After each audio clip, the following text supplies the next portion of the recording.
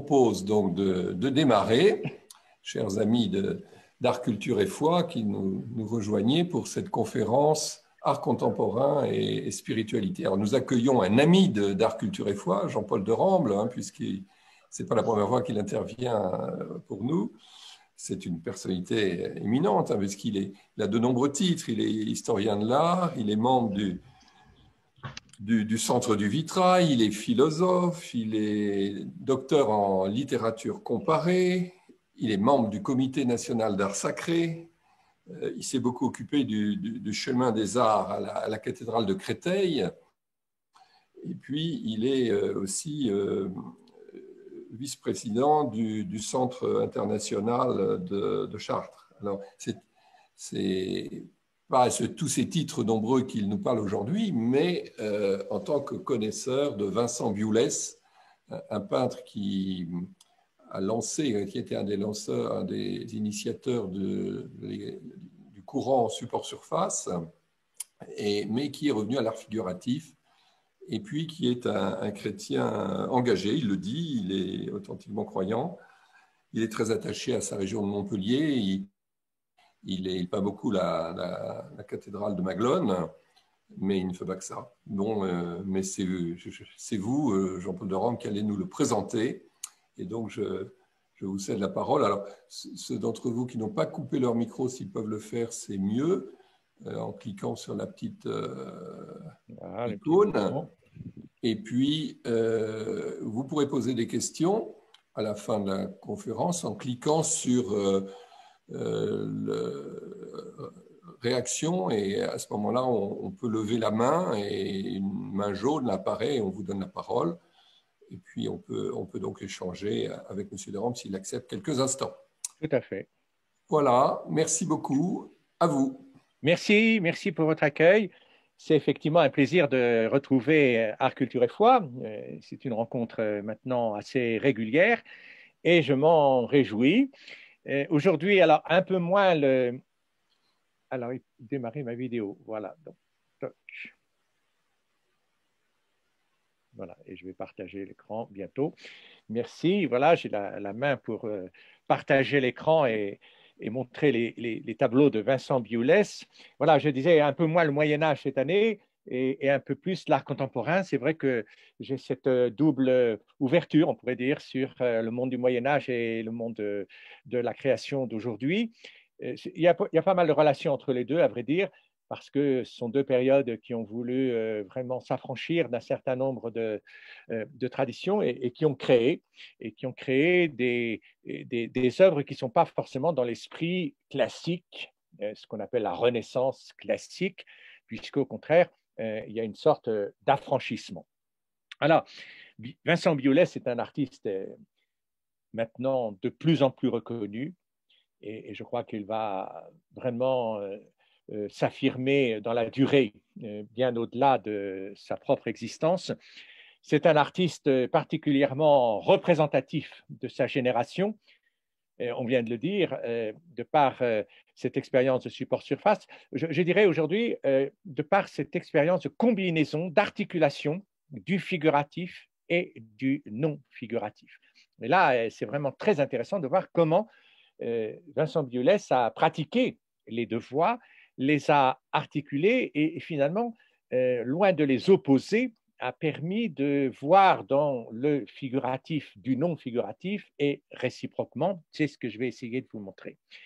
Et il se trouve, comme on l'a dit aussi, que c'est un chrétien croyant, lecteur de la Bible, connu des comités d'art sacré, en particulier celui de Montpellier, je pense, avec le père Berthès, dans les temps où il était responsable du CDAS de Montpellier, et qui a eu quelques relations avec l'Église, en particulier des œuvres qui ont été créées dans ce cadre-là, pas assez, sans doute. Il réclame d'ailleurs d'en faire d'autres, et on va voir que c'est très intéressant de dialoguer avec cet artiste représentatif de sa génération, et en même temps qui articule sa création sur l'acte de foi chrétien, c'est-à-dire l'acte de l'incarnation de tout ce qui est spirituel, de tout ce qui est divin, mais incarnation dans une réalité vive, humaine, concrète, sensible.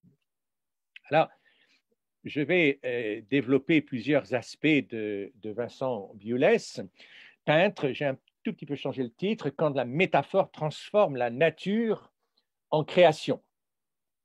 Voilà, il s'agit effectivement de transformer, et la forme là est présente, transformer une réalité première en une réalité seconde.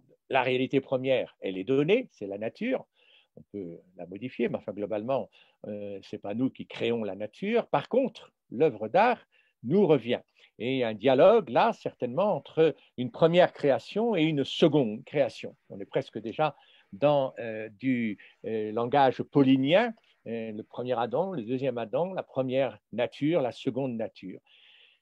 Et cette transformation se fait sur le registre d'une métaphore. Alors voilà, ça c'est très subtil. La métaphore, c'est une grande figure de style que nous héritons, dont nous avons hérité des Grecs. Nous nous souvenons d'un ailleurs, d'un autrefois qui hante notre vie et dont le paysage est la métaphore. Donc pour moi, la métaphore, c'est le mot que Vincent Biolès utilise ici, j'en suis très heureux, la métaphore correspond au travail de l'abstraction. L'abstraction, c'est une manière de définir l'art. L'art tend vers l'abstraction. C'est du moins ce que Gauguin dit. N'oubliez pas que tout art est une abstraction. Et donc le figuratif et le non figuratif dans l'art sont animés par cette même puissance d'abstraction.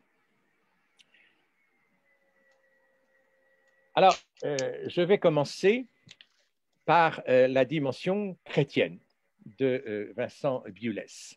Ce n'est pas très orthodoxe, on pourrait dire, du point de vue de l'histoire de l'art, parce que peu de mes collègues vont certainement mentionner la foi de Vincent Biolès, et encore moins vont citer les travaux qu'il a pu faire pour l'Église, comme par exemple les illustrations ici du Missel des Dimanches en 1996. Et je trouve ça absolument fantastique de dialoguer avec cet artiste du point de vue de la foi dans le contexte très très précis des liturgies, des missels, et sans doute qu'il a pratiqué ce missel, et en tout cas il pratique la Bible. Il a une formation liturgique très, très importante du fait de son enfance. Son père est chef de chœur, est musicien, bon musicien, et sans doute que sa prédilection pour la représentation des opéras et la présence de la musique dans ses œuvres vient de cet héritage paternel. Il est fasciné par la liturgie, celle d'avant Vatican II, mais aussi celle d'après Vatican II. Et il se propose, donc on lui a commandé en 1996 des illustrations. Alors c'est un exercice de style qui est très difficile parce que la contrainte éditoriale est très importante, il y a peu de couleurs, sauf sur la couverture, et il s'agit de dessins très suggestifs, voire allusifs, mais ici est donné tout entier. On voit ici la couverture avec ce rond qui contient une ville. Et je crois que ça dit vraiment beaucoup de choses de l'art de Vincent Biolès, son engagement dans la cité. Et il ne conçoit pas un christianisme qui ne serait pas engagé dans la ville. Et on voit une ville avec une grue en plein chantier, la rumeur de la ville. Il dit qu'il avait fait un premier projet avec même pas d'église. Alors on lui a un peu demandé de faire une église et une croix, et cette croix rime d'une certaine manière avec la grue. C'est quelque chose qui est très évocateur d'un christianisme immergé dans les masses. On pourrait reprendre ici le mot de Madeleine Delbrel. Et donc, il ne s'agit pas d'une religion énamourée, lointaine par rapport au quotidien. Et, au contraire, non, c'est quelque chose de très concret. Et il s'agit de favoriser par ces dessins une méditation intérieure, comme ici le calvaire, très sobre, mais l'obscurité est très présente. Il n'y a qu'un petit ray de lumière intermédiaire, les trois croix, l'échelle. Voilà, on est dans une très, très grande sobriété qu'on va retrouver dans ses œuvres, une suggestion qui fait que finalement même le peintre s'efface derrière le mystère ou devant le mystère. Alors, voilà ici d'autres représentations comme Et j'aime beaucoup ce dessin à droite qu'on trouve dans le missel pour la fête de la Pentecôte et qui est la reprise d'un tableau qu'il a réalisé en 1979-1980, La fenêtre à la map monde. Donc on voit une map monde, voilà, son bureau de travail, et une fenêtre ouverte. On va voir combien ce thème de la fenêtre ouverte sur le monde est récurrent dans l'œuvre de Vincent Biolès. Alors, une fois que la fenêtre est ouverte, on pourrait dire, ben, on voit précisément la nature. On voit les arbres, on voit une maison, on voit l'horizon, on voit les nuages. Est-ce qu'on voit vraiment la nature? C'est vraiment la question. Je pense que la fenêtre ouverte ici permet à Biolès de livrer sa vision du monde. Et il se trouve que cette vision du monde est transformée d'un coup, dans le dessin à droite, qui est dans le missel, par une colombe. On ne voit plus le paysage, on voit simplement l'esprit. C'est l'esprit de la Genèse, l'esprit qui planait sur les eaux quand il y avait encore un chaos et qui préside à toute création. On va parler d'inspiration. Et je pense que précisément, quand on voit une œuvre d'art, eh bien, on est au contact de l'esprit, de l'inspiration. Et c'est comme si le ciel s'ouvrait et que la colombe, comme le jour du baptême, descend du haut vers le bas pour signifier combien notre humanité est dans une filiation divine. Et je trouve que ce passage ici d'une image qui pourrait nous faire illusion parce qu'on pourrait se dire oui, je vois la nature, etc. Non, je ne vois pas la nature. Je vois l'esprit à l'œuvre dans un peintre ici qui interprète cette nature et qui va nous en livrer un message. Et ce message est un message de vie pour le monde entier. La map monde est bien présente ici, peut-être avec sa forme de croix aussi, avec l'ouverture légèrement transformée. On retrouve un pan de fenêtre ici, une des parties de la fenêtre, et de l'autre côté plutôt un rideau qui ferait penser à une scène de théâtre. Voilà, c'est extraordinaire de plonger à ce point dans l'œuvre de Vincent Biolès, parce que ce tableau à droite est un grand tableau de Vincent Biolès, et cette illustration dans le missel à droite, qui est une très très belle interprétation de la Pentecôte. Évidemment, quand on est dans le missel, on n'a peut-être pas la connaissance du tableau, et c'est ça qui est dommage, et c'est pour ça qu'il faut beaucoup dialoguer avec les artistes, surtout quand ils font une œuvre pour l'Église, parce que c'est toute leur création qui se trouve transposée à ce moment-là, non seulement du registre naturel dans le registre spirituel, mais du registre spirituel dans le registre ecclésial, liturgique. Alors, il a fait aussi des vitraux donc pour Saint-Germain-en-Laye, voilà, mais pas beaucoup de choses finalement à Montpellier, c'est assez en 1980 dans l'église de Puylaurens en Lozère. Il aurait pu en faire encore davantage, mais peut-être que les commandes vont arriver. Alors, il est temps peut-être de parler de Vincent Biolès, de sa vie, une petite biographie qui nous plonge un peu dans les premiers pas de sa peinture en 1961, puisque on le voit ici proposer un tableau pour la biennale, pour le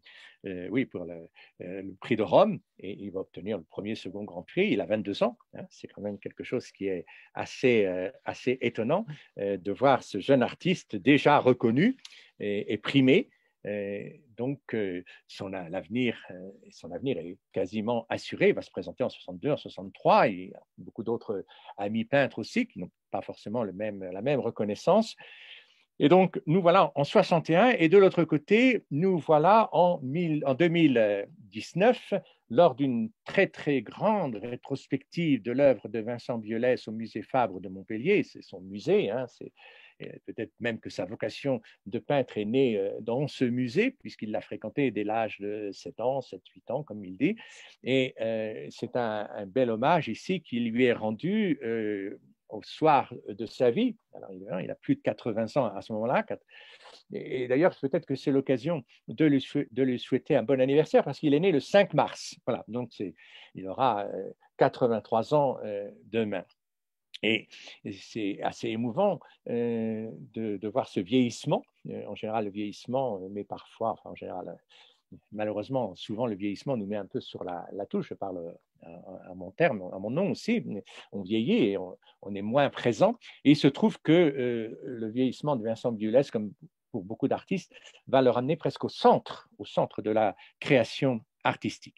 Donc il arrive à Paris et ce tableau est tout un programme, puisqu'il s'intitule entre le mariage du ciel et de la terre. Le mariage du ciel et de la terre. Le mariage des choses d'en haut, des choses spirituelles, et des choses d'en bas, les choses terrestres.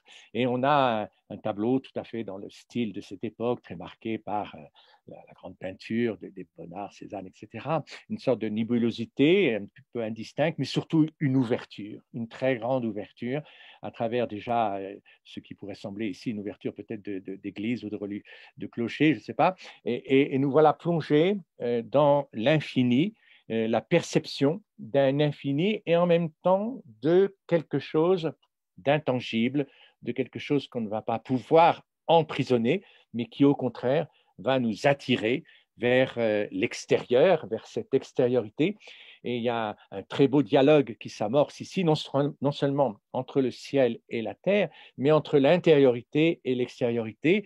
Et on sent bien que cette intériorité ne va pas correspondre à un enfermement, à une fermeture, comme si on voulait vraiment se mettre sous terre et ne plus avoir l'ouverture sur le monde et sur l'infini. Au contraire, cette intériorité va se nourrir de cette ouverture à l'espace infini qui est celui de l'esprit, évidemment, aux dimensions de l'universalité, tout en nuances. Alors, tout un programme, que va-t-il se passer entre 1961 et 2000, aujourd'hui 2020, 2021, il continue toujours de créer. C'est un peu court en une heure de retracer une telle expérience artistique, mais je vais quand même essayer de tracer quelques jalons. Et donc, en 1965, tout à fait au début, hein, il a 4 ans de plus, il va avoir 26 ans, il peint le marronnier en fleurs. Et il dit, en peignant ce tableau, je ressentirai physiquement, presque sous la force d'un frisson solennel, le fait de peindre dans ma propre vérité, de l'accepter, de lui donner accès. Un beau texte avec un futur un peu étonnant, une sorte de futur rétrospectif, projectif, je ne sais pas, et vraiment une prophétie qui est déjà qui est indiquée. On sent bien que l'acte de peindre un tableau ne va pas s'arrêter. Hein. C'est une ouverture vraiment de toute une histoire qui commence à ce moment-là. Et donc, je ressentirai physiquement sous la force d'un frisson solennel. On est vraiment là dans la définition du religieux, hein, du sacré, suivant Mircea Eliade, le tremendum et le sacre et le fascinendum, quelque chose qui fait trembler, qui en même temps fascine. On ne peut pas résister à cette attraction. Et il s'agit de la vérité. Si vous vous rappelez un peu dans l'évangile de Saint Jean, c'est vraiment un des maîtres mots. Tous les dialogues entre le Christ et ceux qui le rencontrent tournent autour de la vérité, faire la vérité, être dans la vérité, de l'accepter et de lui donner accès. Il y a un très beau mouvement d'accueil, d'hospitalité de cette vérité qui, bien sûr, est en lui, mais qui en même temps nécessite tout un travail de conversion, d'accueil, d'hospitalité pour enfin s'incarner, pour enfin se manifester. Et elle va se manifester très particulièrement dans ce tableau. On peut dire que dans ce tableau, ici à gauche, le marronnier en fleurs, tout le style de Vincent Biolès est déjà là. On sent bien que ce marronnier est là, mais le marronnier, c'est vraiment un thème un peu banal. C'est le marronnier qu'il voit de sa fenêtre de son bureau, le voilà ici à droite, donc son bureau et la fenêtre est ouverte, et il y a ce même marronnier. Il voit le marronnier, il peint le marronnier, il ne va pas très loin, il peint ce qu'il a sous les yeux, et pourtant, ce marronnier va l'emmener bien plus loin que ce premier plan un peu anecdotique. Il y a tout un passage ici d'une évidence, le marronnier. Bah oui, un marronnier, c'est un arbre, on en a beaucoup. C'est une évidence, quelque chose qui s'impose à la vue, mais on va passer d'une évidence à une vision. Et c'est ça qui est très important. C'est-à-dire qu'il reçoit le marronnier, bien sûr. Il va en vivre de ce marronnier, il va le regarder sous toutes ses facettes et on va le retrouver de multiples fois dans sa création artistique. Mais en même temps, il nous propose ici non pas le marronnier de la nature dont on n'a que faire, mais le marronnier de sa vision. Et ce marronnier de sa vision, c'est une transformation. C'est quelque chose qui nous emmène dans un monde de vibrations, un monde assez étrange, un monde qui nous dépayse. Et peut-être qu'on aurait besoin de plus d'assurance et de faire en sorte que ce marronnier ressemble à un marronnier pour de vrai. Mais non, ce n'est pas le but, évidemment, parce que s'il s'agit de peindre un marronnier qui ressemble à un marronnier, il n'y a pas besoin d'être un grand peintre pour faire ça. Il s'agit ici de profiter de toute l'expérience mystique de Vincent Bioulès qui nous entraîne dans sa vision intérieure. Un contraste extraordinaire entre ces taches peut-être déjà d'automne, je ne sais pas, des taches rouges et ces taches vertes, et puis les traces blanches qui sont comme des points de lumière qui dialoguent ici avec des masses sombres. Un contraste très très fort, un peu mystérieux, oui, très mystérieux même. Si le lyrisme de la couleur, la sensation de l'espace, la stylisation du motif sont déjà là, il s'agit néanmoins d'une réalité totalement nouvelle, totalement inédite. Alors, jouons le jeu, c'est ça le plaisir de rencontrer un artiste, c'est évidemment pas de retrouver ce qu'on connaît déjà, de rester dans nos conformismes, c'est de nous laisser entraîner dans un monde totalement incroyable, invisible, inédit, et de découvrir ainsi une vérité, la vérité de l'artiste, mais sans doute que si on se laisse un peu mener par lui, eh bien, on aura aussi cet accès à notre vérité intérieure. Alors, on est dans les années 68. Bon, ça nous rappelle des bons souvenirs, évidemment. 68, 69. Ce sont des années difficiles pour tous les jeunes de cette époque-là parce qu'il s'agit de s'imposer par rapport à une génération, alors c'est le problème de 68, une génération, bon, de Gaulle, voilà, qui a fait la libération, la résistance, etc. Ils ont tout fait, ils ont fait les 30 glorieuses. Qu'est-ce qu'il nous reste à faire? Je dis nous, parce que je suis un peu du même âge, j'ai un an de moins que lui, mais voilà, on a traversé les mêmes épreuves. Comment exister? Comment s'affirmer? Alors là, il s'agit d'être peintre et artiste. Alors, voilà, on n'a pas attendu Vincent Bioulès pour que notre histoire de l'art soit d'une richesse absolument incomparable. Que faire? Que faire après Cézanne? Que faire après Bonnard? Que faire après Picasso? Que faire même après la deuxième école de Paris, Manessier, Bissière, etc. Ils ont tout fait. Que faire de mieux? Que faire de plus? C'est même prétentieux peut-être de vouloir encore continuer de créer. Et donc, c'est une époque où les artistes vont beaucoup chercher. Je vous montre ici deux tableaux qui sont un sans titre et l'autre Grand Espace Rose. Oui, on pouvait difficilement trouver un autre titre des années 68-69, où Vincent Bioulès, finalement, expérimente des voix, cette couleur unique, ces monochromes, néanmoins très sensibles, hein, parce qu'il y a beaucoup de variations, une modulation à l'intérieur du tableau.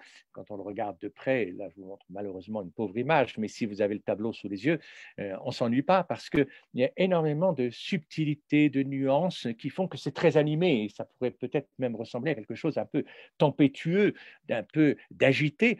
Bon, mais c'est vrai que voilà, il n'y a plus de figuration, il n'y a plus de motifs, il n'y a plus d'histoire racontée et que la proposition ici, un peu à la suite de Fautrier, un peu à la suite surtout des Américains, parce que c'est une époque où ce sont les Américains qui s'imposent, les Français sont maintenant déclassés. Donc c'est Rothko, Newman, Hoffman, Lewis, Dickenkorn qui s'imposent, surtout Rothko bien sûr, aux USA. Et on peut même dire que les Français sont déclassés. Les Français, on vient de connaître un affront assez important à la Biennale de Venise de 1964, hein, donc on est dans les mêmes années, où on pensait que ce serait Roger Bissière qui aurait le prix. Et Roger Bissière n'a qu'un prix d'honneur ici, un prix un peu d'estime, parce qu'effectivement c'est un très grand artiste, mais on donne le premier prix à l'américain Rauschenberg, qui est le grand lanceur du pop art. Alors là, franchement, quelle décadence. Où va-t-on avec cet art matérialiste, cet art américain qui va nous envahir d'ailleurs et qui va finalement nous mettre tous nos artistes dans une position très seconde. À partir de à partir de ce moment-là, sous les effets de la politique américaine, hein, et ça ne s'est pas fait tout seul, parce que ce jury, effectivement, il n'y a aucun Français dans le jury de la deuxième biennale, de la Biennale de Venise de 64, donc il y a peu de chances qu'un Français soit vraiment reconnu. Et il y a vraiment une emprise américaine qui est très forte, et il s'agit effectivement d'affirmer le leadership américain après des époques très glorieuse pour la première école de Paris, la deuxième école de Paris, où les Français ont brillé. Et bien, à partir de là, il n'y a guère plus que 2 Français qui sont un peu cotés encore à l'étranger, Buren pour une part, qui va le rester, et puis un peu Soulages aussi. Mais voilà, il y a un changement de main qui fait que c'est bien difficile pour les Français de s'affirmer. Ça veut dire que les tableaux n'ont plus la même valeur, n'ont plus la même reconnaissance.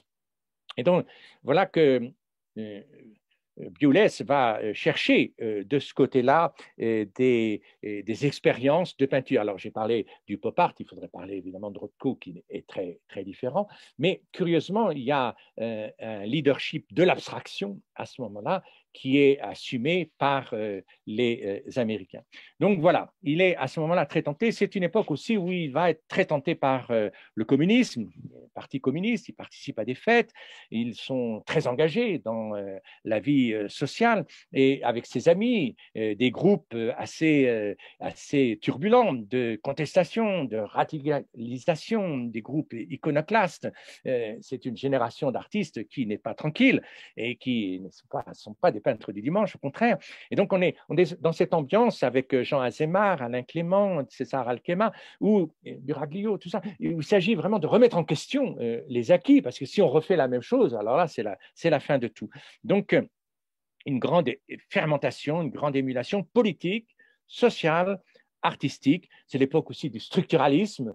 Donc, on estime à ce moment-là qu'il n'y a plus de sujet, voilà, et que l'œuvre va s'imposer d'elle-même. Et donc, voilà la grande aventure qui commence, la grande avant-garde en 1970-1972, la création du groupe Support Surface. Alors, bon, Vincent Biolès, c'est pour quelque chose parce qu'il a inventé le mot support surface avec son ami Claude Pialat, qui est de Nîmes, donc de gens du Sud, mais il y a aussi des gens de Paris, Jean-Pierre Pincemin, Louis Kahn, Buraglio, bien sûr, Marc Devade. Et donc, c'est tout un groupe ici qui préconise une abstraction radicale. La surface ne sera plus composée, hiérarchisée, la couleur n'y sera que distribuée d'une manière régulière et déterminée à l'avance, c'est-à-dire de façon systématique, avec des sortes de règles initiales où on dit ça doit mesurer tant, ça doit peser tant, etc., des critères totalement objectifs, hein, concrets, et qui nous mettent à distance tout ce qui est subjectivité, inspiration personnelle. Et voilà qu'on est dans une aventure assez radicale d'austérité. Et pour moi, c'est un grand passage où effectivement il s'agit de faire abstraction de sa propre subjectivité, de sa propre émotivité et de laisser l'œuvre d'art me conduire, de donner à l'œuvre, comme les structuralistes veulent le faire, de lui donner toute sa force, indépendamment des intentions, indépendamment de tout ce qui lui est extérieur. Et c'est une bonne école, une bonne purge qu'il faut s'imposer régulièrement, parce qu'on a tendance très souvent à mettre dans les œuvres des choses qui n'y sont pas. Et donc, comme l'a dit Maurice Denis, d'ailleurs, il n'est pas le premier à le dire, rappelez-vous qu'un tableau n'est qu'un ensemble de couleurs appliquées dans un certain ordre, enfin d'une certaine manière, et qu'il ne faut pas raconter des histoires d'abord, qu'il ne faut pas d'abord se mettre dans cette ambiance un peu, finalement, eux, ils diraient bourgeoise, enfin cette ambiance un peu individualiste, un peu personnelle, non, il s'agit de laisser la couleur vous prendre tout entier. Un rouge, c'est quand on a un dialogue avec un rouge, c'est pas moi qui maîtrise le rouge, c'est le rouge qui s'impose à moi, le vert, le bleu, etc. On voit ici c'est une très belle salle dans l'exposition du musée Fabre qui rappelle cette époque. Alors vraiment, c'est une époque haute en couleur. Donc à partir de 1967, Vincent Biolès abandonne tout motif naturel. Le marronnier en fleurs est un peu mis au rencard et c'est l'envahissement de la couleur pure, d'abord fluide, contenue par des lignes et puis de plus en plus stabilisée, de plus en plus géométrique. C'est vraiment la géométrie de Mondrian qui peut s'imposer aussi à ce moment-là. Kandinsky, finalement, est passé par là aussi. C'est un peu curieux parce que quand on dit géométrie, malgré tout, dans la géométrie, il reste encore des figures, mais ce sont des figures évidemment dépersonnalisées, des figures qui sont très, très proches de l'abstraction la plus radicale. Alors, il est très actif, mais paradoxalement, il ne va pas rester très longtemps dans ce groupe. C'est un peu le paradoxe, sans doute, puisque l'ayant créé, bon, c'est un groupe, à vrai dire, un peu infernal à vivre. Chacun veut être chef, sans doute. Et surtout, c'est très difficile de définir support-surface, hein, parce que tous ceux qui se retrouvent ont des points communs, mais pas mal de différences. Qu'est-ce que ça veut dire, support-surface? On se pose toujours un peu la question. Toujours est-il qu'à partir de 72, il s'en sépare. Il prend ses distances et reprend donc des thèmes figuratifs. Il y a un peu un parallèle avec Picasso, qui serait l'inventeur du cubisme, mais qui ne participe pas au mouvement cubiste. Bon, c'est toute la complexité des artistes qui consiste à être dans la révolution, dans la contestation, puis en même temps, malgré tout, de ne pas se laisser manger par ces mouvements trop collectifs qui supprimeraient la personnalité propre. Alors, à partir de 1974, eh bien, la géométrie de Bewley se met à vibrer, les droites s'effritent, les monochromes s'émiettent. C'est un peu comme un tremblement de terre qui secoue une abstraction qui se voudrait intégrale, mais trop sèche, trop inhumaine, trop désincarnée. Et donc, il y a dans ces tableaux que je vous montre ici comme des fissures, comme des failles, et c'est un torrent de sensibilité qui va remonter à la surface, et donc des images, des thèmes, et on commence à nouveau à se raconter des histoires. À vrai dire, on n'a jamais arrêté de se raconter des histoires. Même devant un tableau de Mondrian, on se raconte encore des histoires géométriques, bien sûr, un peu carrées, un peu anguleuses, mais c'est quand même encore des histoires. Alors évidemment, la sensibilité est vraiment, on pourrait dire, malmenée, alors qu'ici, eh bien, elle commence à s'exprimer. Et donc, là, le problème est de dire, c'est toujours Vincent Biolès. Et donc, il a fait du non figuratif et il va faire du figuratif. Voilà. Et il ne faut pas chercher à opposer ces deux catégories au point de les exclure l'une par rapport à l'autre. Et Biolès parle de non figuratif et pas d'abstraction. C'est très important. Et je voudrais vous proposer cette catégorie importante de conjuguer figuration et non figuration par rapport à un troisième terme qui est l'abstraction. La non-figuration n'a pas le monopole de l'abstraction, comme la figuration ne serait pas non plus complètement étrangère à l'abstraction. Et là, je me sers beaucoup des analyses de Philippe Dagen, qui est très, très perspicace sur cette question-là, parce qu'il va dire que dans toute figuration, il y a une abstraction qui est tapie, cachée, mais déjà surgissante, bondissante, évidemment. Comme dans toute non-figuration, il y a aussi une abstraction. C'est peut-être plus facile avec la non-figuration, encore que ce n'est pas parce qu'on fait du non-figuratif que l'on fait de l'abstraction. C'est plus compliqué que ça, parce qu'il faut que l'artiste lui-même s'investisse dans ce travail de non-figuration pour en délivrer une abstraction. Alors, on peut dire que c'est plus difficile peut-être avec la figuration, mais voilà les tableaux ici, les Platanes d'hiver en 2005, c'est un tableau assez plus tardif. Les Platanes, l'hiver en 2005-2006, les Platanes sont bien là, leurs ombres, la rue, les façades, mais voilà que les troncs sont devenus des bandes plus ou moins droites, des façades, des rectangles, des triangles. Encore, on voit encore un peu la ville, mais déjà l'arrangement inédit des formes nous déconnecte d'un certain réel.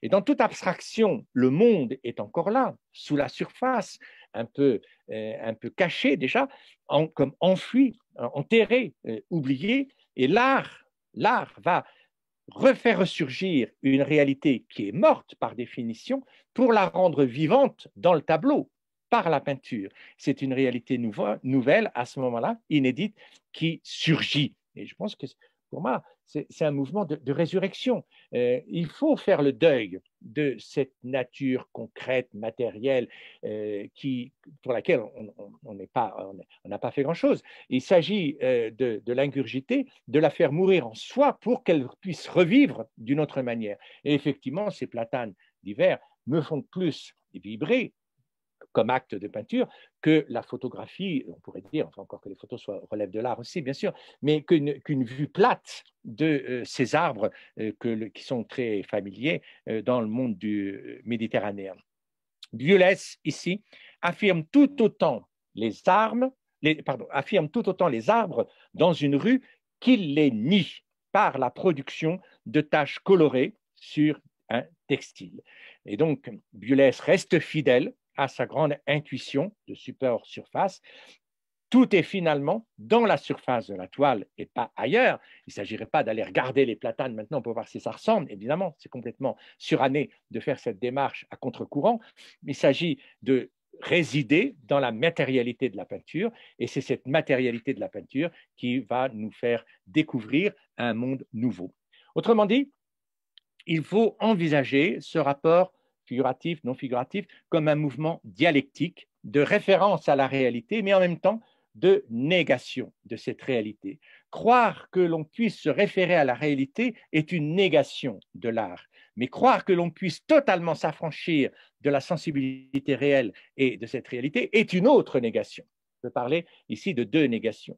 Il faut nier le réel, mais il faut aussi nier l'absence de réel. C'est la double négation. L'art est en fait une affirmation et une négation. Une mise à distance de la réalité, c'est la négation de la réalité, et la création d'une nouvelle réalité, c'est l'affirmation joyeuse, l'affirmation croyante, qui fait qu'on croit effectivement qu'il y a un monde qui peut surgir de l'abandon de ce premier monde.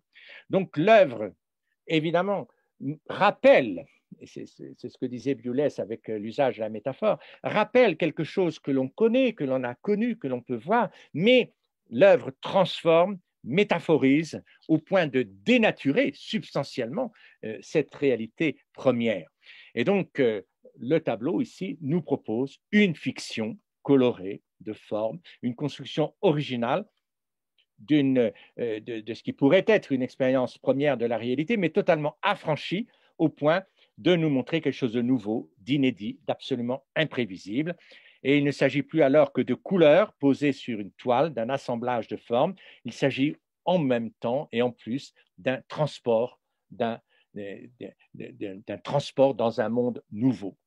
Je vous montre ici, sur cette petite planche, un exemple d'évolution et comment les formes se métamorphosent l'une dans l'autre. Voilà le marronnier en fleurs de 1965, dans mon bureau de 1965, je vous ai montré ces deux tableaux, la fameuse période 67, 68, 69 et jusqu'à support surface, où les formes deviennent complètement géométriques et on ne voit plus le marronnier d'une certaine manière, mais voilà ce passage un peu cathartique ici, un passage d'épuration et qui fait qu'on va oublier effectivement les formes premières et il les retrouve en 2016, l'automne dans mon jardin, avec ce feuillage doré.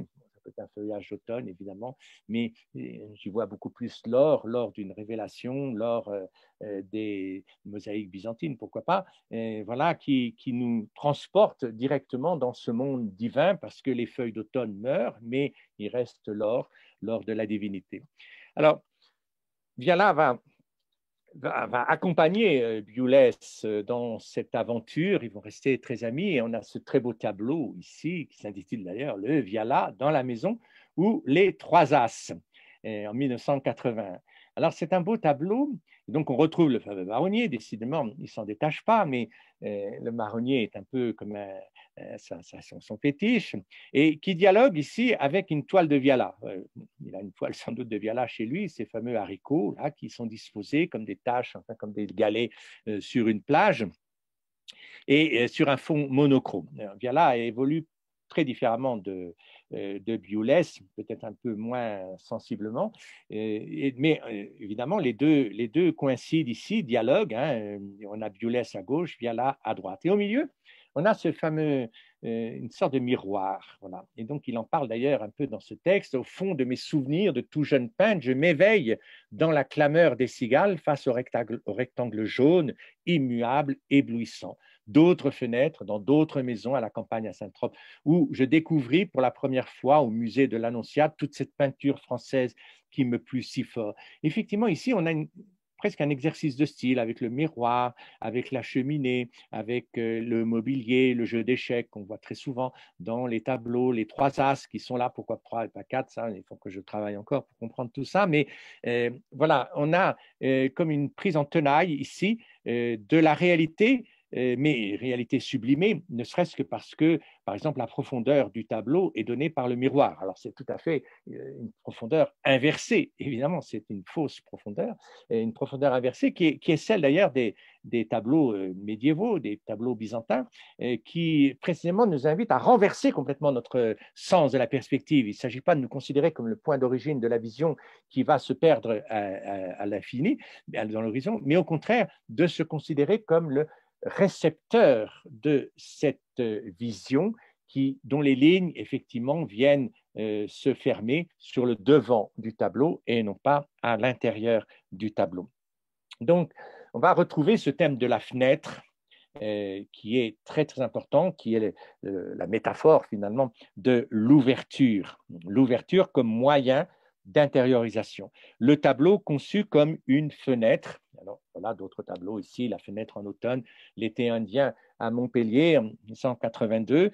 Et la fenêtre qui permet à l'extérieur de rentrer. Mais que voit-on par cette fenêtre? Moi, j'ai l'impression qu'on voit plutôt un tableau plutôt que une nature. Et donc, cette fenêtre ouverte, c'est notre moyen à nous d'accéder au monde intérieur de Biulès, à l'œuvre de Biulès, qui est tout en subtilité, tout en couleur, enchanteresse.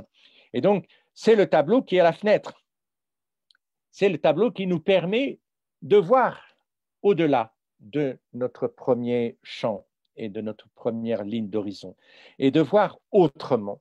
Et c'est le tableau qui fait la métaphore, d'une certaine manière, qui fait le travail de la métaphore. Et non pas s'ouvrir sur l'extérieur pour se répandre et se perdre dans l'infini, mais s'ouvrir pour accueillir le message de révélation, non plus le spectacle de la nature, mais le spectacle de la peinture, c'est-à-dire de l'œuvre de l'art, comme dit Genette, non pas l'œuvre d'art, mais l'œuvre de l'art. Qu'est-ce que fait l'art?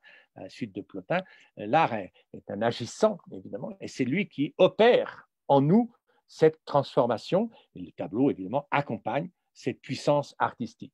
Alors, on retrouve ici, chez Biolès, une manipulation des différents plans qui est absolument sidérante, puisqu'on a sur le même fond, qui est celui du tableau, un plan qui est lointain, un plan qui est proche, mais qui est situé derrière le peintre, puisque, encore une fois, c'est un miroir qui est proposé ici, comme dans les tableaux les plus classiques de la Renaissance.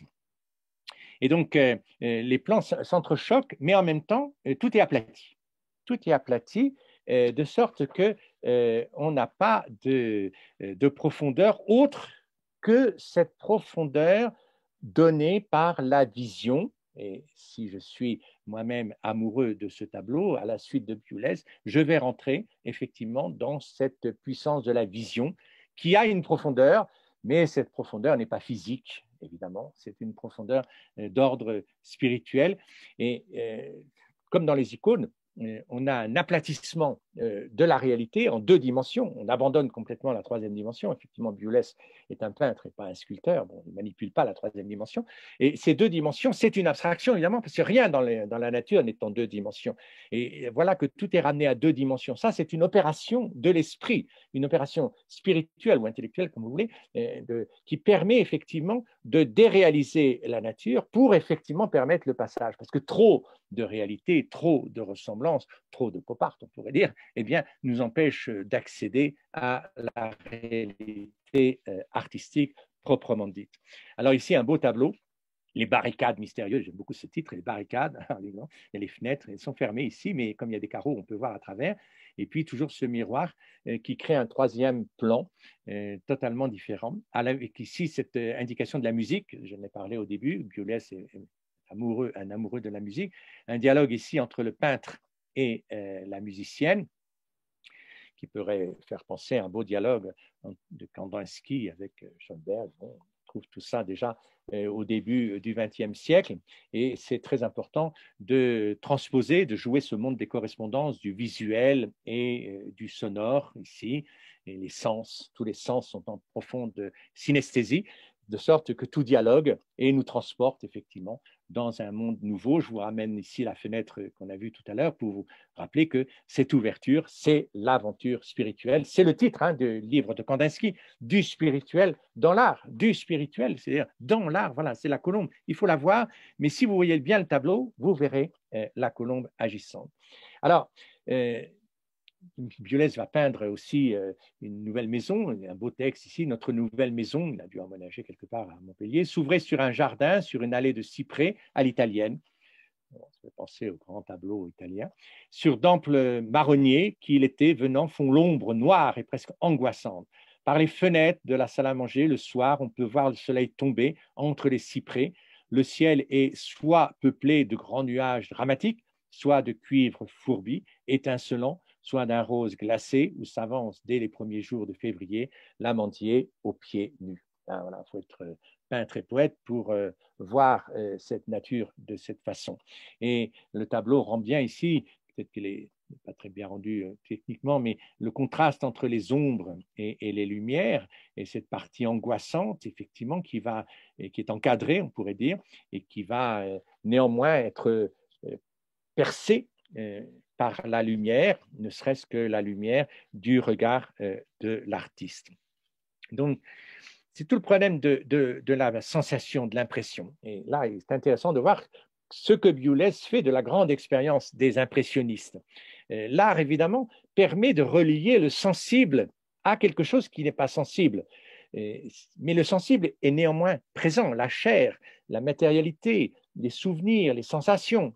Biolès n'est pas avare ici de tous ces phénomènes, mais il s'agit de les conduire vers une sorte d'immatérialité, vers une sorte de vérité. Et donc, avec l'expérience support-surface, il y a eu certainement une très grande avancée du côté de l'immatérialité, du côté de l'au-delà du sensible, on pourrait dire de l'intelligible, si on reprend un terme philosophique des néoplatoniciens, Plotin par exemple. Mais attention, n'allons pas trop vite, n'allons pas trop vite. Je crois que c'est ça le message de Biolès, consiste à dire n'allons pas trop vite dans l'abstraction. C'est un peu la chanson de Brassens, à peu près dans la même région, mourir, d'accord, mais de mort lente. Hein. Allons lentement vers cette abstraction totale qui correspond à l'au-delà de notre mort. Il s'agit de vivre notre chair, de vivre la sensibilité, au risque peut-être de perdre la vue de cette invisibilité abstraite. Mais le peintre est là pour nous dire non, attendez, on va vous conduire, on va vous y amener dans cette abstraction pure qui est celle des mystiques. Je vous invite à relire les textes de Michel de Certeau quand il parle à la fin de sa vie d'une extase blanche, voilà, de cette vision qui est celle du Mont Tabor, qui est celle de la transfiguration, l'au-delà de toutes les figures, c'est-à-dire la transfiguration, le passage à travers la figuration, c'est la vision pure, la lumière pure. Mais pour ça, il faut, comme le dit le Christ en descendant de Mont Tabor, n'allons pas trop vite, il y a tout le chemin de croix à faire vers la passion. Et donc, Biolès ne fait plus du Bonnard, ne fait plus du Monet. Il est un artiste de la fin du XXe et du début du XXe. Il ne peut se défaire de la conscience critique que toute œuvre est une fabrication réfléchie et lente et qui ne va pas se laisser abuser par la sensibilité, l'appréhension immédiate de ce qu'on appelle le réel. Il faut bien passer au sens pascal de l'immédiateté ressentie à la création artistique par la médiation de l'acte de peinture, de la fabrication de l'œuvre d'art.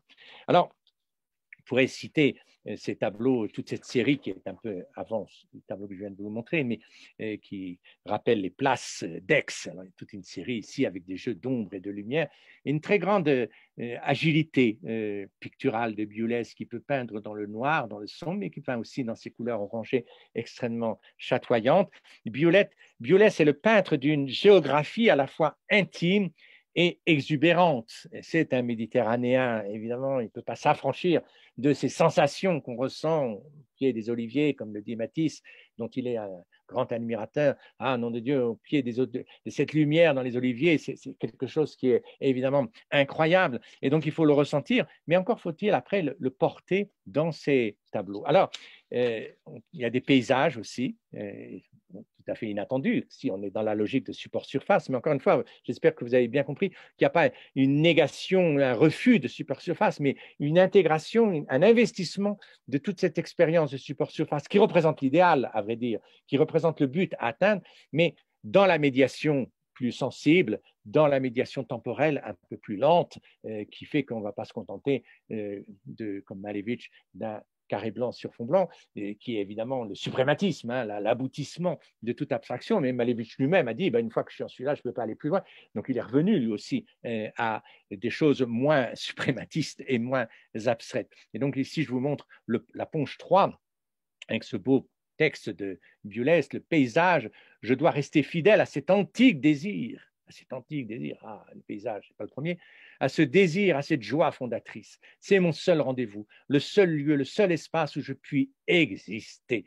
Et c'est cette nécessité profonde, absolue, qui donnera naissance à ce langage où mon élan, d'abord incontrôlé, voilà, la sensibilité, la pulsion, ce cri de la chair, hein, trouvera une forme qui ne permettra plus d'en douter, de croire. C'est extraordinaire. Alors, on est dans un monde un peu surréaliste ici, où les créatures flottent. Il y a évidemment énormément de réminiscences des mythes antiques. Il y a toute la peinture de Piero della Francesca, de Paolo Uccello, de Poussin, de Cézanne.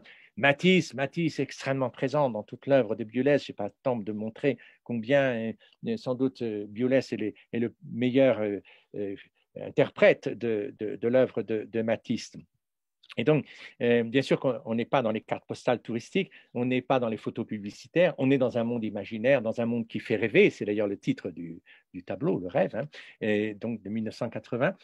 Et il s'agit d'aller dans ce monde tout à fait inattendu, inédit, un peu à la Cocteau, hein, ces personnages-là qui vont peut-être annoncer la mort. On trouve ici un sage antique ici qui prophétise aussi la venue d'un nouveau monde. Et ces personnages, c'est très curieux dans le tableau, viennent vers nous.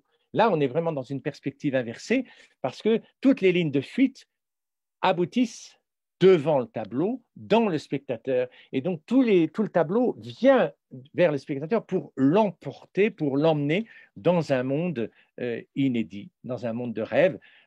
Voilà, alors évidemment, si on prêche le rêve dans notre société d'aujourd'hui, on va être un peu décalé, mais non, on a besoin de ce rêve parce que ce rêve n'est pas une divagation onirique au sens d'une subjectivité qui s'épuiserait elle-même. Non, il s'agit d'un rêve mystique, il s'agit d'une vision. Encore une fois, peut-être qu'il aurait fallu appeler ce tableau, la Ponche 3, la vision de ce monde où effectivement on perd la pesanteur, où la gravité se fait toute légère et on arrive effectivement dans ce monde de lumière, où ce tableau ici, la ferme de Méjean.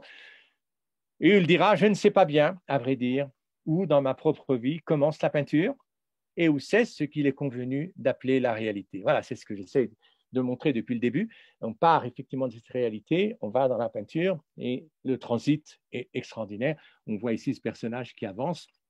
Tout est un peu inversé. Les masses sombres sont en haut, les masses claires sont en bas. On s'attendrait au contraire. La perspective est complètement bouchée ici par cet horizon qui n'est pas lumineux, justement, mais au contraire, la lumière se donne généreusement par le devant du tableau. Et c'est une invitation, je crois, très, très forte à rentrer dans le tableau, ne pas avoir peur de cette obscurité dont il disait tout à l'heure qu'elle était peut-être angoissante, mais d'être persuadé que cette lumière va envahir l'obscurité et va nous plonger, comme Saint Bernard pouvait le dire, dans cet univers inondé de lumière au point qu'on n'est plus simplement illuminé, mais qu'on devient lumière, on devient cette peinture lumineuse. Alors, il y a encore des contrastes, il y a encore des oppositions. Ou encore, c'est très beau tableau récent, Les Temps de l'Or. Voilà, pour ceux qui connaissent Montpellier, c'est un temps un peu mystique, hein, qui est étonnant, une lagune qui sépare de la mer. Alors les frontières entre la mer, la terre, le ciel eh bien, sont complexes. On retrouve là du support surface à l'état pur, mais évidemment avec toute une sensibilité, toute une nuance. Rappelez-vous les bandes de couleurs du début, elles sont horizontales déjà et puis verticales. Et puis, il y a toute cette variation très subtile qui est celle peut-être d'un coucher de soleil ou qui est celle d'un lever. Ou en tout cas, nous voilà emportés à travers les éléments dans un monde où les frontières vont certainement être bouleversées. Elles sont claires ici, mais le bleu dialogue avec cet or et bien malin celui qui voudrait les opposer. Évidemment, il y a une ligne qui les sépare, mais c'est le mariage du premier tableau qui est toujours à l'œuvre ici, cette union profonde des contraires. Et c'est ça, finalement, peut-être que l'art nous montre, non pas du figuratif, non pas du non-figuratif, mais nous montre le lien entre les deux. Alors ça, c'est très difficile à montrer une relation, une union, un mariage. Dans le mariage, il y a trois réalités. Il y a l'époux, l'épouse, mais il y a aussi la troisième réalité qui est l'union des deux.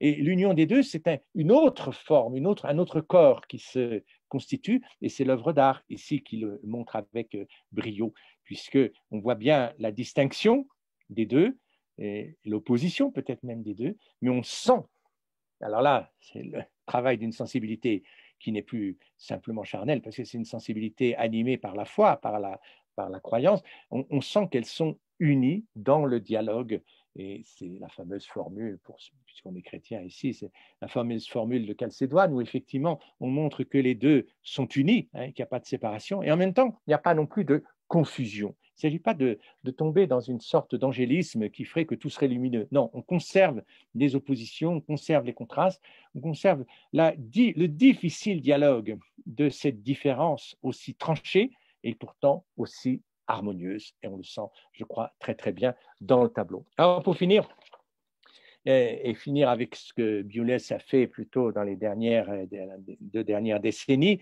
en 1990, le voilà qui se met à peindre des grands portraits, des portraits et des nus. Alors ça, c'est tout à fait inattendu, parce que vraiment, un support surface, il n'y avait plus du tout de portrait. C'est une commande un peu bourgeoise, peut-être, de se faire tirer son propre portrait. Et donc, les portraits des années 80 en pied qui sont exposés ici dans un des salons de l'hôtel Cabrières Sabatier d'Esparron, à côté du musée du musée Fabre, un musée, un salon très luxueux, et un accrochage, si je pourrais dire, extrêmement original ici, des tableaux qui sont mis là, après, avec les chaises. Voilà que les personnages sont là, font partie du décor, mais un peu plus que du décor, ils sont présents par-delà le temps. Et l'image ici, et son rapport au temps qui passe, eh bien, est particulièrement explicite, puisqu'il revient à l'image de rendre présents ceux qui sont absents. Évidemment, on ne va pas rester là dans le musée indéfiniment, et ils vaquent à leurs occupations, mais voilà que l'image les rend présents, et les rend présents par-delà l'instant, dans une sorte de durée, peut-être même d'éternité. C'est le rêve ici. L'image de la réalité nous oblige à penser, à voir la réalité autrement, et donc à installer l'altérité. Il est là et pas là. Il est passé, mais il est encore d'avenir. Il est dans cette présence paradoxale qui est pétrie, on pourrait dire, d'absence. Et voilà que l'œuvre d'art réalise ce prodige de rendre présent quelque chose qui est absent et qui a disparu. Et donc, le sens même des images est présent, et on le voit ici, et c'est le sens des images dans les églises, de toutes les icônes, effectivement, qui rendent présent des réalités absentes. Alors, ces beaux portraits. Et il a peint aussi tous ses amis de support surface. Ils ont dû être étonnés de se voir en portrait, là, et avec leurs différentes habitudes de peinture. Je n'ai pas montré ici Buraglio, mais enfin, bon, il y a un tableau aussi de Buraglio, etc. Je ne les connais pas tous. Et une camaraderie, une amitié qui est un peu provocante, puisqu'il s'agit de faire le portrait de gens qui ont refusé totalement de faire des portraits. Mais peut-être qu'ils ont évolué aussi, encore que comme le dit Philippe Dagen, Buren n'évolue pas autant que Biolès. Biolès a beaucoup évolué, beaucoup changé, beaucoup traversé les contradictions, les différentes oppositions, et je crois que c'est ça sa force, et c'est pour ça qu'aujourd'hui, il nous parle terriblement, parce que ce n'est pas un maniaque de l'abstraction en tant qu'abstraction pure et desséchée. Non, c'est un peintre, c'est un homme, c'est quelqu'un qui vit et qui veut vivre, et c'est un Méditerranéen évidemment, et donc il va nous faire traverser tout le spectre des couleurs et des peintures et des formes, et à nous, effectivement, de chercher l'unité. Je voudrais insister sur cette image de Marie-Madeleine ici. Enfin, elle est devenue Marie-Madeleine. Au début, c'est un portrait de 1990. Je ne sais pas de qui il s'agit exactement, mais voilà que Biolès, dans son dialogue avec Isabelle Renaud-Samska, lui communique, lui transmet ce beau tableau d'une femme accoudée, un bar peut-être, voilà, une femme avec des grands cheveux blonds. Bon, on ne sait pas plus sur sa vie, mais voilà qu'elle prend le nom de Marie-Madeleine. Ça, c'est fantastique.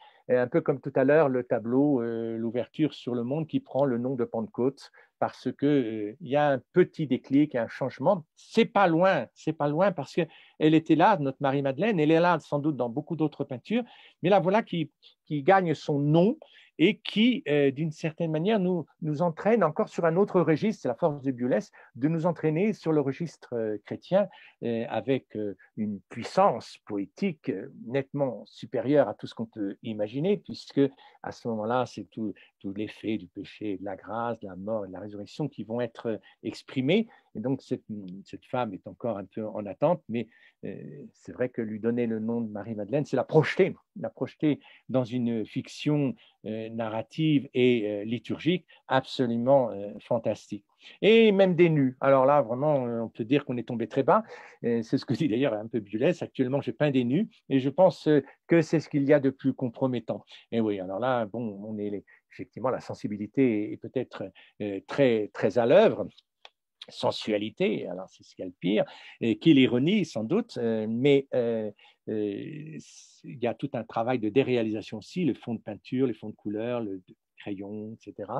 Donc voilà, bon, c'est tout l'érotisme sacré qui est à l'œuvre ici, un travail, encore une fois, d'abstraction qu'il faut voir, et bien sûr ne pas tomber dans la pornographie qui nous ramènerait vers le bas, mais au contraire, de se laisser entraîner dans cette vision, alors cette fois-ci sublime, mais encore une fois, c'est de l'ordre d'un érotisme sacré qui correspond tout à fait à la vie de Biolès, et encore une fois, qui refuse de faire l'impasse, on pourrait dire, faire l'impasse sur le sensible et la chair. Alors voilà, je vous ai proposé, on avait retenu avec Françoise le tableau du Cantique des créatures. Vous voyez, c'est toujours cet assemblage un peu de mosaïque, Saint-François en bas, au centre, et puis le jour, la nuit, le soleil. C'est tout le Cantique de Saint-François qui se déroule, très Laudato Si, et qui, avec une église ici. Voilà. Et puis ce beau tableau du Pic Saint-Loup, ou des rochers. Non, ce n'est pas des rochers, ce sont des nuages, mais curieusement, voilà que le monde s'inverse et que peut-être que notre Terre prend la forme, de par sa tension vers le ciel, prend la forme de nuages, cette forme si légère qui permettra de nous transfigurer, de nous élever dans la sphère même de la divinité. Je vous propose pour finir 3 minutes de dialogue avec Biolès dans ce documentaire réalisé par le Jour du Seigneur. Quelques touches de lumière. De sa main d'artiste, Vincent Biolès peaufine son dernier tableau. C'est une évocation de la cathédrale de Maglone au soleil levant. Et je travaille sur ce thème depuis déjà une bonne année, très largement. À 73 ans, ce Montpelliérain peint surtout des paysages, ce qui l'entoure, la montagne, la mer, autant de créations qui incarnent de manière plus ou moins explicite sa foi catholique. Peindre, pour moi, c'est témoigner de mon ardeur à vivre et de l'importance que j'ai en Dieu. Si j'ai cessé à un moment donné de faire de la peinture non figurative, c'est parce que la peinture non figurative tournait le dos à ce que je considère comme l'incarnation. L'incarnation, c'est d'accepter d'être physiquement le témoin de la vie. Peindre le Christ, Vincent s'y attelle parfois. Procession de la Vierge, procession du ressuscité, ou encore cette descente de croix revisitée dans notre monde actuel, car pour lui, la mort de l'innocent nous concerne encore tous. C'est très compliqué, vous comprenez, quand on peint des tableaux comme ça, parce que l'Église n'en veut pas. La décoration des églises aujourd'hui, la plupart du temps, c'est des choses complètement fadouillardes. Alors que le christianisme, c'est le contraire de la fadeur. Et je connais quelqu'un auquel on avait demandé d'évoquer une résurrection. Il avait fait carrément un mec qui sortait glorieux d'un tombeau, et on lui dit, mais surtout pas ça, faites plutôt une lumière. Bon. Alors que ce qu'il y a de formidable dans la résurrection du Christ, c'est qu'elle est incroyable. S'il y a un phénomène totalement incroyable, c'est bien ça. Et c'est pour ça qu'on a la foi, parce qu'on a foi dans de l'incroyable. Donc il faut bien mettre les pieds dans le plat. Il y a 16 ans, le peintre a eu le privilège d'illustrer un missel, une commande de l'Église avec ses contraintes, auxquelles il a dû se plier non sans regret. J'ai travaillé avec le maximum d'honnêteté cette chose-là, mais il est évident que je me suis senti un peu bridé. Aujourd'hui, j'aimerais faire des choses beaucoup moins symboliques, moins allusives, beaucoup plus directement figuratives. Il prend l'exemple de cette image de la Pentecôte. À cette occasion, l'Esprit Saint tombe sur les apôtres, qui trouvent alors la force d'annoncer la résurrection du Christ dans toutes les langues de la terre. Mais c'est complètement incarné tout ça. Tout d'un coup, c'est l'Esprit Saint qui fout le bordel dans une assemblée de gens et qui se mettent tout d'un coup, qui sont emplis d'une sorte d'enthousiasme. Bon, alors c'est vrai que lorsque je regarde ma petite illustration, elle est intelligente, mais c'est pas le bordel. Et c'est ça qui manque dans ce que j'ai fait. Vincent scrute l'horizon, sans relâche. Même si la cathédrale de Maguelone restera une source d'inspiration intarissable pour le peintre, intérieurement, il aspire à d'autres rêves. J'aimerais avoir une vraie commande sur un des mystères de la chrétienté. Par exemple, j'aimerais faire une adoration des mages, une tempête apaisée, un baptême du Christ. Dans l'engagement religieux et dans l'engagement artistique, il y a une parenté profonde qui est le risque qui doit être pris par les artistes ou comme par les gens qui sont les témoins de leur foi. C'est pareil.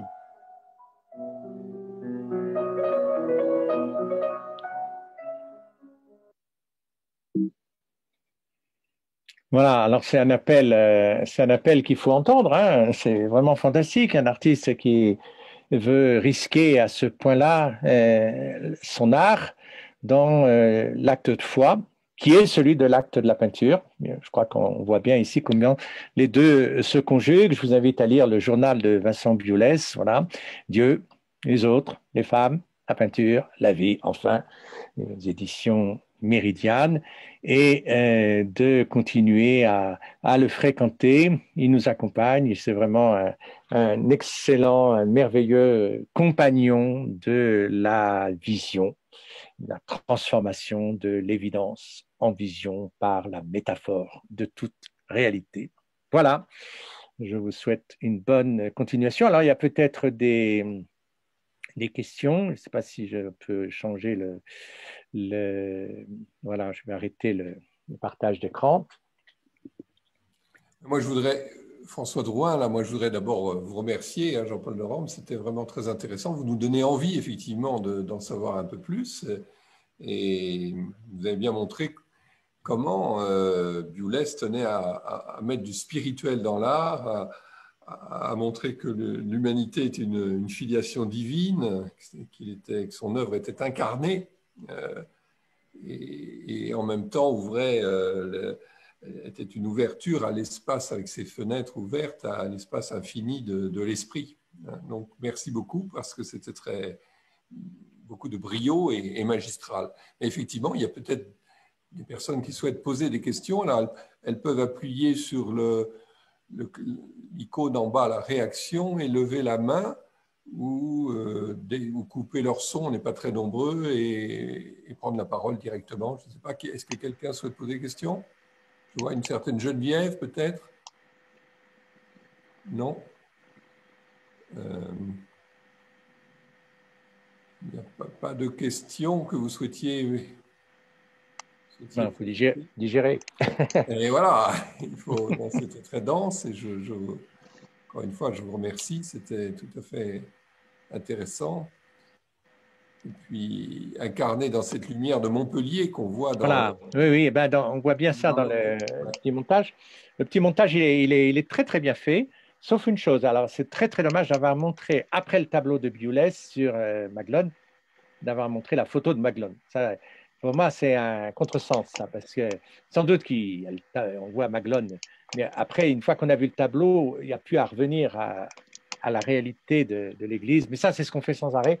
Dans toutes les expositions, on aime bien montrer que l'étang de l'or correspond effectivement au tableau que Bewley a pu en faire, alors que précisément, il nous a aidé à aller au-delà de l'étang ou de la vision première, quoi. Le montage est très bien fait. J'étais ravi de le trouver parce que ça correspondait exactement au dialogue que nous pouvons avoir, nous chrétiens, avec Bewley. Bon, mais écoutez, s'il n'y a pas de questions, tout le monde est comblé et digère, comme vous le disiez. Voilà. C'était très dense, mais en tout cas, je vous remercie. À suivre. Et oui, et je vais demander peut-être à Jean-Pierre d'afficher, parce que j'ai quelque chose à vous dire pour la suite. Ah oui, voilà. Donc, c'est courageux de faire tout ça en période de confinement. Voilà, on essaie de s'adapter. Mais justement, il y a toute une équipe d'art, culture et foi qui, depuis, je crois, 23 ans, chaque année, anime un quartier de Paris, qui est le quartier du Marais, pour montrer qu'il y a une identité chrétienne dans ce quartier et organise la 23e semaine du Marais chrétien. Alors d'habitude, il y a beaucoup de manifestations, il y a des expositions, il y a des concerts, beaucoup de musique, il y a tout un tas de choses. Bon, cette année, ça n'a pas été possible, mais on a décidé néanmoins de sauver cette semaine du Marais chrétien, parce que l'année dernière, elle n'avait déjà pas eu lieu, puisque c'est toujours la 2e, 3e semaine de mars. Et donc, l'année dernière, nous étions en plein confinement.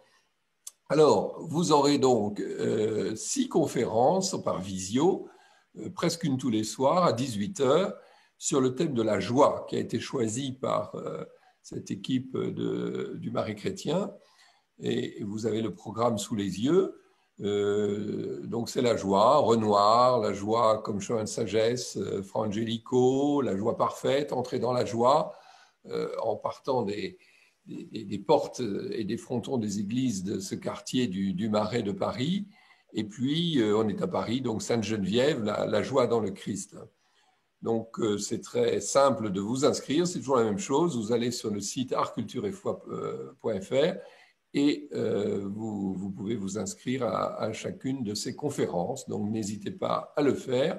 Elles sont données par de prestigieux conférenciers, comme celui que nous avons eu ce soir, que vous avez Jean-Paul Durand. Donc, merci encore et merci de nous avoir parlé de votre montagne. Voilà, depuis Saint-Gervais-les-Bains. Saint-Gervais-les-Bains, oui, dans un beau chalet. En tout cas, il y a une ambiance très chaleureuse qui vous entoure. Très bien. Merci beaucoup. Merci à vous tous et bonne soirée.